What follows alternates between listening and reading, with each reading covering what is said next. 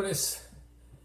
Eh, Vamos a hablar hoy de un tema delicado, y lo digo delicado no por la reacción que ha tenido la sociedad, algunos medios de comunicación, organizaciones defensoras de los derechos humanos y por último el presidente de la República, Andrés Manuel López Obrador. Su decisión de no enviar a los cuarteles a las tropas y sacarlos a la calle como había prometido durante su campaña presidencial y que lo llevó precisamente a Palacio de Gobierno para derrotar a tantos años de corrupción e incapacidad de gobernar. Vamos a ser concretos. El presidente López Obrador dice que el despliegue de las tropas va, aunque lo critiquen.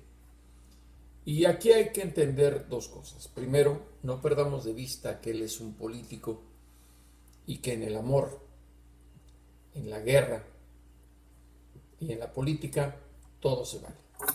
Las promesas siempre las hacen los políticos. Cuando están en campaña están muy alejados de la realidad y una vez que ganan y llegan al poder se dan cuenta de las dificultades que pueden enfrentar y que muchas veces no necesariamente tienen que cumplir o pueden cumplir lo que prometieron. Y no estoy tratando de justificar a nadie.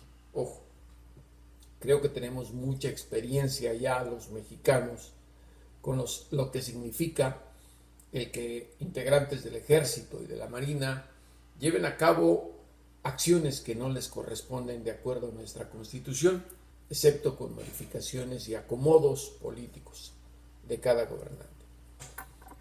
A Felipe Calderón lo hemos agarrado de piñata, y digo lo hemos porque yo no me excuso de que he tratado de hacer mi trabajo para exponer los errores que cometió, porque reitero, él fue el que nos acostumbró a los muertos, él fue el que militarizó la lucha contra el narcotráfico y él fue el que llevó a cabo una estrategia de combate a los cárteles del trasiego de drogas que no tuvo ni pies ni cabeza. No obstante, también hay que reconocer que a grupos criminales como los cárteles, como lo vimos con los Zetas, debido al tráfico de armas de norte a sur y de dinero que llega de Estados Unidos y de otras naciones europeas procedentes de la venta de narcóticos, los narcotraficantes pueden adquirir todo tipo de armamentos y representar en realidad un reto a las autoridades locales, me refiero a municipios y estatales, y solo el Ejército o la Marina nos puede confrontar. No hay que volvernos ciegos por las ambiciones que tenemos de apoyar a un gobernante, pero la verdad, solo el Ejército y la Marina tienen la capacidad bélica de derrotar estos cárteles. ¿Pero qué ocurre? Los mexicanos tenemos esta dicotomía en términos a lo que puede ocurrir en seguridad. Primero, estamos hasta el tope de los narcos, de los narcopolíticos, de la corrupción. Y segundo, también tenemos la piel muy delgadita y no soportamos grosas violaciones a las garantías individuales que se cometen tanto del lado de los militares como del lado de los narcotraficantes, y lo hemos vivido. Y no hace falta hacer un recuento de qué ciudades han sufrido más o han padecido más. Ya de verdad ni quiero recordar los adjetivos que se han utilizado en la lucha contra el narcotráfico y que ahora forman parte normal de nuestro léxico diario. Pero sí voy a decir algo.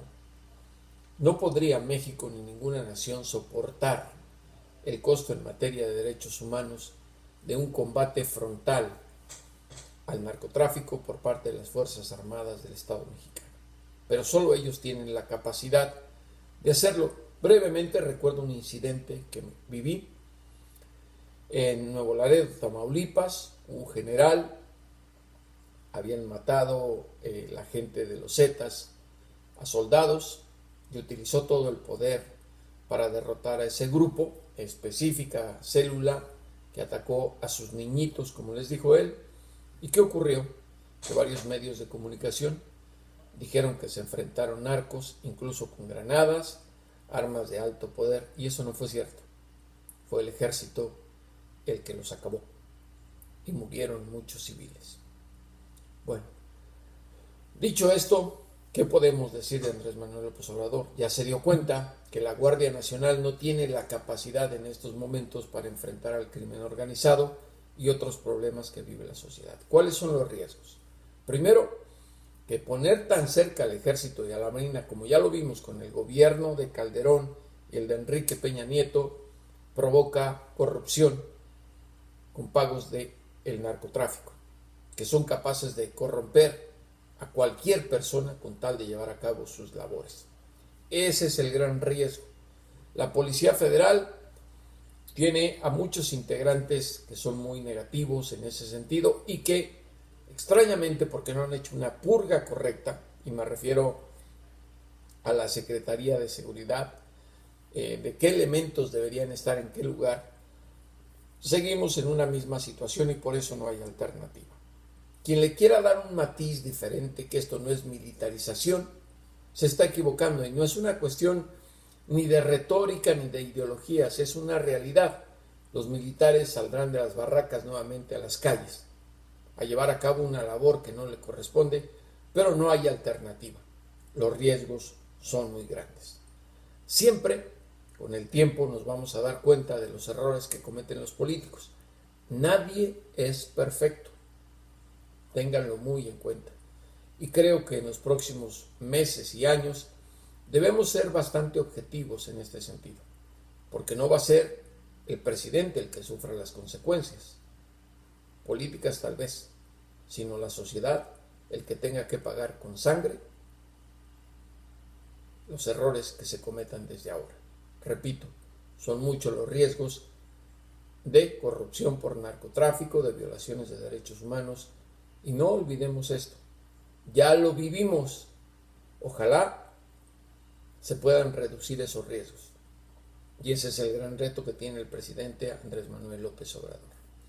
Por último, quiero decir que la jefa de gobierno de la Ciudad de México, Claudia Sheinbaum, ha reconocido que en la capital mexicana hay más muertes por COVID-19 de las reportadas de manera oficial. Vaya sorpresa.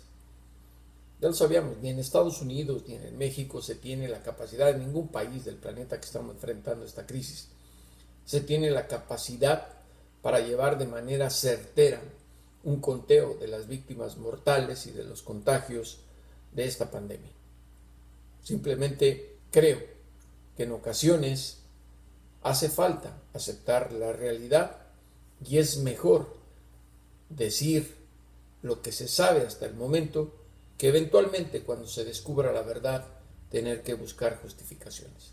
El ejemplo es Donald Trump, y con eso quiero terminar. Hasta la próxima, y como siempre, a los criminales y a los políticos, y ahora más que nunca, devuélvanos a ese México que nos han arrebatado.